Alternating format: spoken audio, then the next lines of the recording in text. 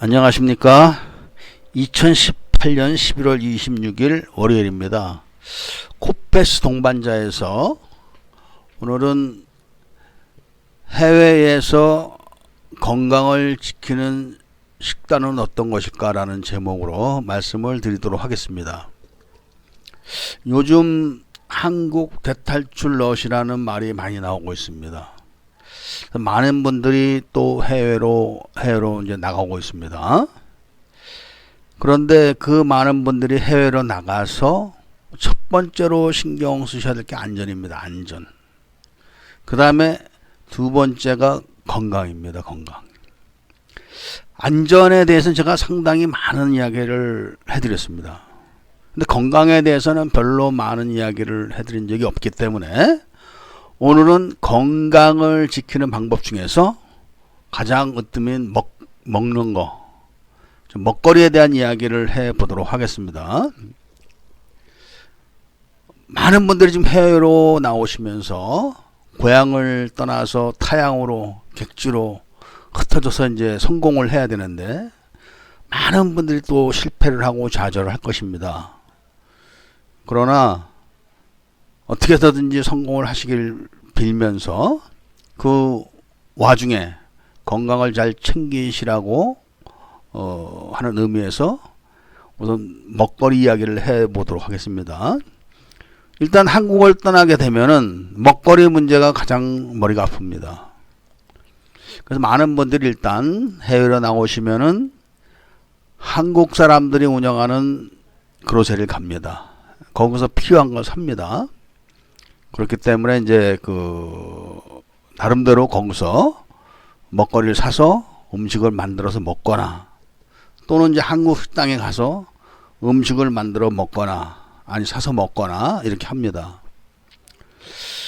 그런데 그 한국 식당에 가서 음식을 사서 먹어도 기식품이 아닙니다. 기음식이라는 게 결국 뭐냐면은 자기 땅에서 나는 식품. 한국에 사게 되면은 한국 땅에서 나는 식품을 먹기 때문에 한국 분들이 체력을 유지하는 겁니다.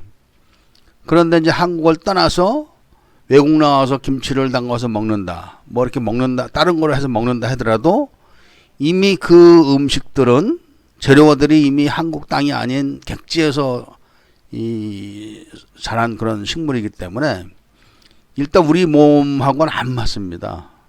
그 참 묘한 겁니다. 그게. 그런 이유로 체력이 떨어집니다. 아마 이런 걸 느끼신 분들이 많으실 겁니다. 해외에서 몇 개월 살다가 한국 가서 일주일만 있으면 얼굴이 달라집니다. 식당밥만 먹어도 그렇습니다. 왜 그러냐면 그 음식이 기음식이라는 겁니다. 기음식. 음식엔 그런 게 있습니다. 엄마 손맛 뭐 이런 얘기 있듯이 그 음식에도 그런 게 있습니다. 그런데 어차피 이제 해외로 나와서 한국에 못 가는 그런 이제 신세가 돼가지고 음식을 먹어야 되는데 그 문제가 있습니다. 만약에 한국인 부인과 같이 사시는 분들은 그 음식 재료만 잘 찾으면은 뭐 한국 부인이 이제 또 음식을 잘 해주니까 그래도 낫습니다. 근데 외국 여자와 사는 경우는 좀 문제가 있습니다. 왜냐하면 외국 여자들은 한국인의 그 깊은 입맛을 모릅니다. 그러니까 아무리 설명을 해줘도 어려서부터 일이 맥히지 않아서 모르는 겁니다. 그거는. 그런 문제 때문에 이 체력이 떨어지는 경우가 많습니다. 외국인하고 살게 되면은. 근데 어떻게 그거를 해결해서 건강을 지키느냐. 이게 이제 아주 중요합니다. 그러니까 한국 사람들이 일단 외국에 나오면은 고추장 된장은 일단 공장에서 만든 거를 먹게 됩니다. 뭐 어쩔 수 없습니다. 그리고 또 라면을 많이 먹게 됩니다. 왜냐하면 라면 맛은 한국하고 똑같기 때문에 거부감이 없습니다. 그럼 나머지는 이제 어떻게 해결하느냐. 이게 이제 가장 중요한데 이 쌀을 주식으로 먹는 나라는 어느 나라가 됐든지 기본적으로 죽이 있습니다. 죽. 그러니까 우리나라도 그 웬만한 데 가면은 뭐 전복죽이다, 뭐 어죽이다, 뭐 인삼죽이다 해서 그 죽을 그 토속적으로 그리고 아주 그 영양가 있는 식으로 만드는 죽이 있습니다. 이 죽이 우선은 가장 그 외국 사람들하고 먹기도 서로가 좋고, 그 다음에 영양식은 만들기가 가장 간단하고 좋습니다. 일단 이 체력이 떨어질 때는 이 죽을 끓여서 드시는데, 그 죽에 뭐를 넣냐면은 이 어시장에 가면은 어느 나라든지 어시장에 다 있습니다. 조개를 사셔야 됩니다. 조개. 그러니까 조개를 물속에서 자라는 조개, 그다음에 모래에서 사는 조개, 또 뭐 뻘에서 사는 조개, 뭐 물바깥에서 사는 조개, 이렇게 다양한 게 이렇게 사십시오. 조개를. 종류가 많을수록 좋습니다. 그리고 종류가 많을수록 영양분이 다 틀립니다. 한 가지만 사는 건 좋지 않습니다. 그러니까 조개를 다양하게 조금씩 사서 먹을 만큼 사가지고 집에 가져와서 다 깝니다. 까서 조개만 팔팔팔 끓입니다. 오랫동안 다 풀어지도록 끓입니다. 그러니까 조개가 다 풀어지도록 끓으면 보이죠. 거기다 밥을 넣어서 다시 죽을 끓입니다. 그리고 간을 이제 고소하게 해서 드시면은 정말 그 체력이 쭉 떨어졌던 게 금방 좋아집니다. 우리 조개라는 것이 원래 인간이 원시시대 때부터 조개를 먹고 살았답니다. 그래서 그런 유전자가 있어서 그런지 조개죽을 먹고 나면은 아주 빨리 회복이 됩니다. 전복이 있는 나라면 전복도 사서 넣으면 좋습니다. 그러니까 다양한 조개를 넣어서 꼭 해 드십시오. 그래서 그것을 뭐 가끔씩 해 드시면 좋습니다. 그 다음에 이제 그 외국인들하고 뭐 한국 사람끼리 먹어도 좋죠. 근데 외국인들하고 가장 잘 그 소통하면서 같이 먹고 즐길 수 있는 게 삼겹살입니다. 삼겹살. 근데 이 후진국들은 돼지고기가 맛있습니다. 그러니까 막 사육을 한 게 아니라 스트레스가 없는 그런 돼지고기라 싸고 맛있습니다. 근데 단점이 이제 그 고기를 얇게 그 삼겹살 먹기 좋게 얇게 썰어놓은 고기들이 드뭅니다. 그리고 이제 외국은 그 후진국들은 정육점에서 뭐 얼려서 고기를 썰고 그런 기계가 없습니다. 그렇기 때문에 그것을 잘 해야 됩니다. 한국도 일부러 고기를 두껍게 썰어가지고 삼겹살을 해주는 집이 있습니다. 고기를 두껍게 해가지고. 또 반면에 얇게 썰어서 해주는 집도 있지만 두껍게 썰은 집도 그 잘 구우면 맛있습니다. 그런데 후진국들은 대부분이 두껍습니다. 그 두꺼운 게 싫은 사람들은 칼을 별도로 사셔야 됩니다. 그러니까 막칼 가지고는 안 되고 칼 좋은 거를 잘 갈아서 그 잘린 고기를 반 토막만 내도 먹을 만합니다. 그리고 이 야채하고 이렇게 같이 이게 먹는 이런 것에 대해서 굉장히 좋게 생각을 합니다. 그러니까 삼겹살을 야채 싸가지고 이렇게 먹는 그런 그 방법이 외국 사람들은 굉장히 그걸 좋게 봅니다. 그러니까 고기만 먹지 사람들은요. 그런데 이 고기만 많이 먹으면 몸에 해롭다 이런 거를 생각하기 때문에 야채와 같이 먹는 걸 아주 좋아합니다. 특히 거기 그 파를 얇게 썰어가지고 그 양념한 파, 그 맛을 잘 내면 아주 좋아합니다. 물론 한국 사람도 좋아하죠. 그러니까 이 돼지고기를 수시로 사서 드셔야 됩니다. 뭐 한국 부인하고 사시는 분도 좋고, 또 외국 부인하고 사시는 분도 좋고, 또 아니면 외국 사람들하고 같이 먹기도 참 좋은 게 삼겹살입니다. 삼겹살. 그 다음에 이제 집안 식구끼리, 예를 들면은 그 한국 식구끼리 먹어야 되는 경우, 그 스테이크를 좀 많이 드십시오. 스테이크. 그런데 그 후진국들은 스테이크를 할 만한 고기들이 거의 없습니다. 왜냐하면 냉장이 안 됩니다. 얼리지를 못합니다. 잡아서 뜨끈뜨끈하게 가지고 나와서 바로 팝니다. 그러니까 써는 것도 막 뭉텅뭉텅 썰어 가지고 와서 이렇게 팔기 때문에 그 식당을 하시는 그런 분들은 그런 고기를 사다가 잘 썰죠. 스테이크용으로. 그런데 이제 그리고 고기 질이 좀 소고기는 좋지 않습니다. 그 소고기들은. 그런데 이 시내나 이런 큰 데 가보면은 수입육을 취급하는 정육점이 있습니다. 이런 데를 찾아놓으십시오. 꼭. 그러니까 어느 나라에 가서 사시든지 뭐 미국 같은 데 가서 살면 싸니까 거기는 아르헨티나 이런 데는. 그런데 이제 예를 들면은 베트남이다 뭐 필리핀이다 뭐 이런 데 와서 사는 경우는 꼭 정육점을 찾아 놓으십시오. 수입산 고기를 취급하는 정육점. 그러니까 수입 고기를 취급하는 정육점은 한국보다 좀 쌉니다. 그러니까 스테이크 쌉니다.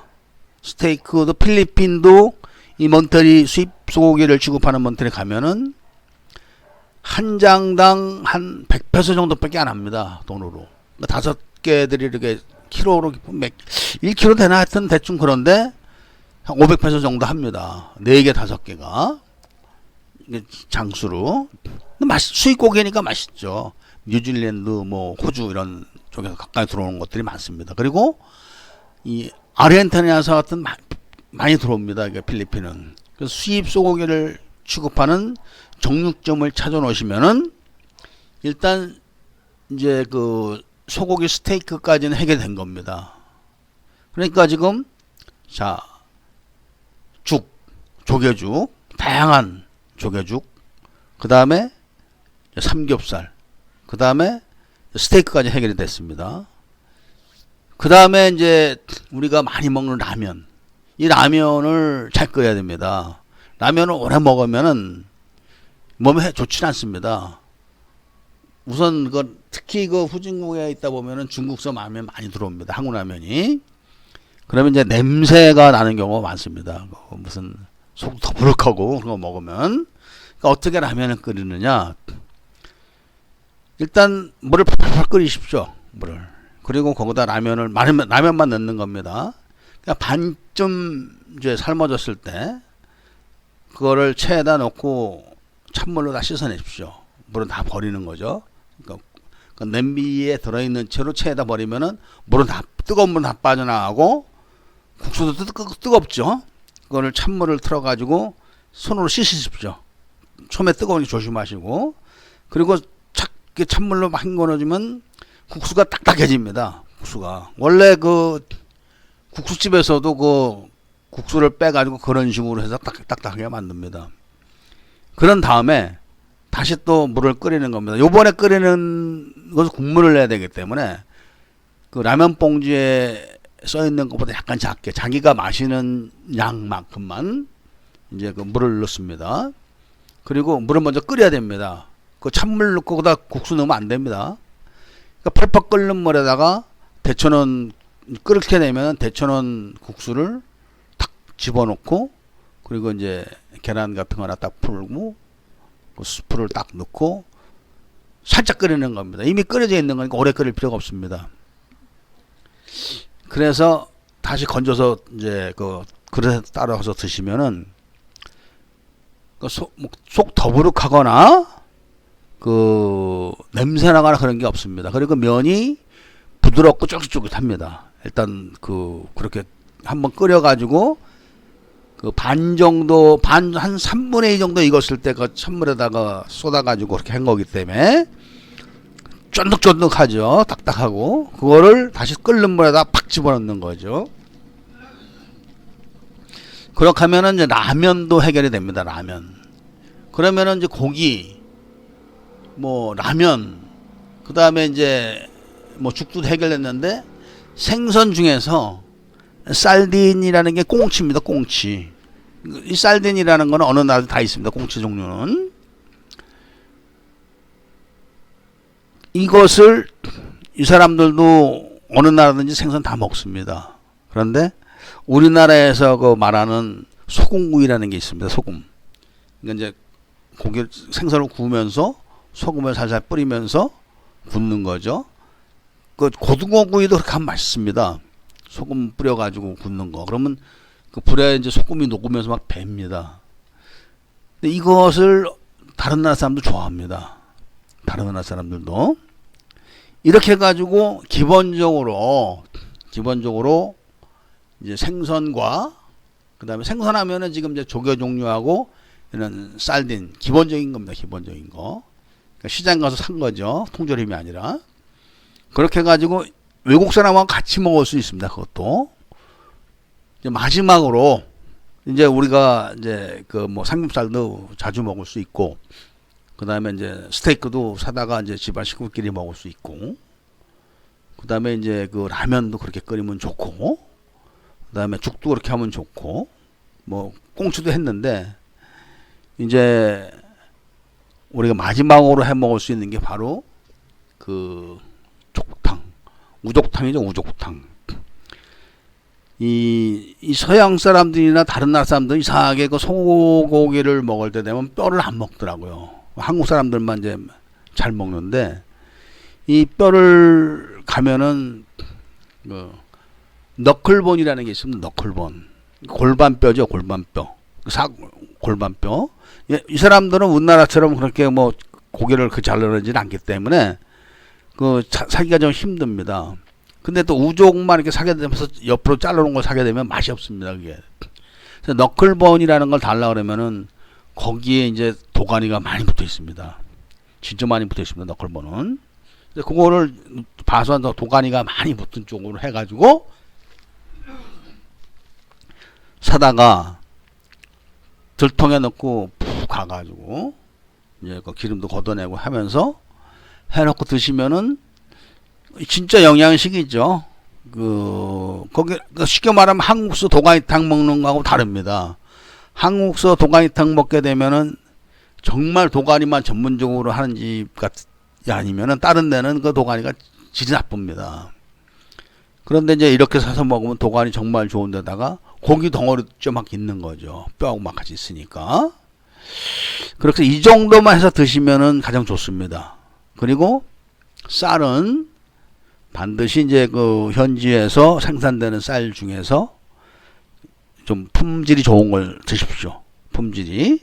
그리고 이 고기나 이런 다른 걸 잘 드시면은 꼭 한국 쌀 같지 않아도 좋습니다. 한국 쌀이 우리가 먹었을 때는 하얗게 기름이 잘 흐르고 그래서 좋지만 보기도 맛도 있고, 너무 그런 경우는 변비가 생깁니다. 변비. 찐득찐득해. 그렇지, 한국 쌀이. 찰고 아주. 그래서 현지에서 생산되는 쌀 중에서 가격이 비싸면서 한국 쌀 비슷한 맛 나는 것도 어느 나라 가면 다 있습니다. 싸죠. 한국 쌀보다도 싸고. 그렇지만 현지 쌀 중에서 제일 좋은 거죠. 그렇게 해가지고 드시면은 건강을 지키는 데는 먹는 데에서는 정말 좋습니다. 먹는 데서는. 그 다음에 이제 나머지 과일 이런 거는 현지 거 먹는 수밖에 없으니까 그거 뭐 말할 필요가 없겠죠. 이렇게만 드시면은 이제 건강을 지키면서 사시는 데는 아무런 문제가 없습니다. 그래서 일단 외국 나오시면은 우선 안전이 첫째입니다. 건강보다 안전입니다. 근데 안전에 대한 이야기는 말씀을 많이 드렸습니다. 제가. 근데 이제 오늘은 제가 건강에 대한 말씀을 드렸는데, 건강을 지키는 법 중에서 첫 번째가 먹는 거 아닙니까? 먹는 거. 그래서 먹는 거를 기본적으로 어떻게 먹어야지 내가 체력을 유지하고 관리할 수 있나 하는 기본적인 설명을 해드렸습니다. 많은 분들이 나오시니까 일단 건강을 지키시면서, 그리고 그 나라에 잘 적응을 해야 됩니다. 한국서 굴리듯 머리 가지고 한국식으로 판단해 가지고 한국식으로 굴다가는 성공하기 힘듭니다. 그래서 먼저 시간이 좀 걸리더라도 현지에 대한 학습을 많이 하십시오. 몇 달 놀면 어떻습니까?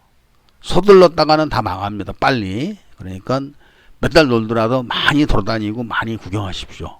그게 버는 겁니다. 오늘은 이 정도만 하고 줄이도록 하겠습니다. 자, 모두 다 외국 나오시는 분들을 다 성공하시길 바라면서 이만 줄이도록 하겠습니다. 감사합니다.